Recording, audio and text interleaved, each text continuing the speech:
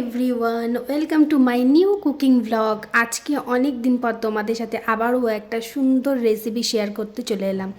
আজকে আমি বানাচ্ছি দই কাতলা। এই দই কাতলাটা যে কোনো অনুষ্ঠান বাড়ির দই কাতলাকেও হার মানাবে, এইটুকু গ্যারান্টি আমি তোমাদেরকে দিতে পারি। চলো ঝটপট করে রেসিপিটা শেয়ার করা যাক। তো আমি এখানে 4টে কাতলা মাছের পেটি নিয়েছি, তোমরা পিস পেটি যা খুশি নিতে পারো। তো তাতে আমি নুন দিয়ে ভালোভাবে মাখিয়ে একটা সাইডে রেখেছি। এই কাতলা মাছের এই দই কাতলার রেসিপিতে কিন্তু কোনো রকমের হলুদের ইউজ হবে না, তাই আমি মাছেও কোনো রকম হলুদ দিইনি।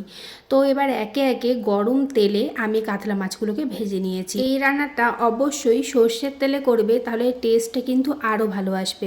এবার ওই তেলে গোটা গরম মশলা অ্যাড করে দিয়েছি, আর তারপরে একটা বড় সাইজের পেঁয়াজ, বেশ কয়েকটা রসুন, 1 ইঞ্চি আদা, কাঁচা লঙ্কা পেস্ট করে তেলের মধ্যে অ্যাড করে দিয়েছি। তারপরে মশলাটাকে বেশ সুন্দর ভাজা ভাজা হওয়া পর্যন্ত এটাকে নেড়ে নেব।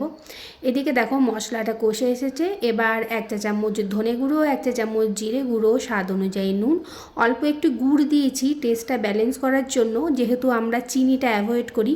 তোমরা চিনি চাইলে চিনিও অ্যাড করতে পারো। তো সমস্ত কিছু দিয়ে একটুখানি জল অ্যাড করে এটাকে মশলাটাকে ভালোভাবে কষিয়ে নিয়েছি।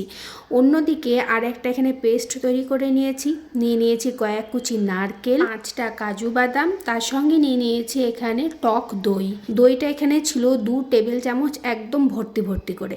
তো তারপরে ওই পেস্টটাকেও অ্যাড করে মশলার সঙ্গে ভালো করে মিশিয়ে নিয়েছি। আর যতক্ষণ না এটা কষে আসছে ততক্ষণ পর্যন্ত এটাকে নেড়ে গেছি। তারপর যখন মশলাটা কষে এসেছে পরিমাণ মতন জল দিয়ে দিয়েছি। এবার ঝোল ফুটে উঠলে একে একে মাছের পেটিগুলো এখানে আমি অ্যাড করে দেব। আমি এই মাছটার খুব একটা ঝোল ঝোল করব না, একটুখানি গালাগা মতন করব, তাই আমি কম জল দিয়েছি।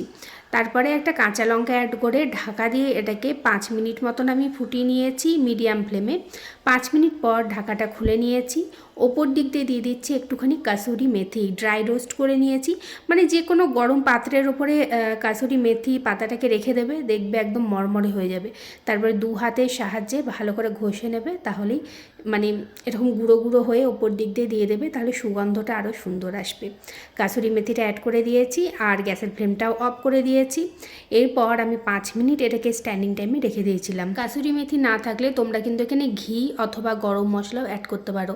আমার না একসাথে সব রকম মশলা দিয়ে রান্না করতে অতটা ভালো লাগে না, তাই এই রান্নাটায় যেহেতু আমি কাসুরি মেথি অ্যাড করেছি, আমি গরম মশলা বা ঘি কিছু দিইনি। তবে তোমাদের হাতের সামনে কাসুরি মেথি না থাকলে তোমরা অবশ্যই ঘি আর গরম মশলা একদম লাস্টে অ্যাড করতে পারো। আশা করি আজকের রেসিপিটা তোমাদের খুব পছন্দ হয়েছে, আর তোমরা অবশ্যই এটা ট্রাই করে দেখবে।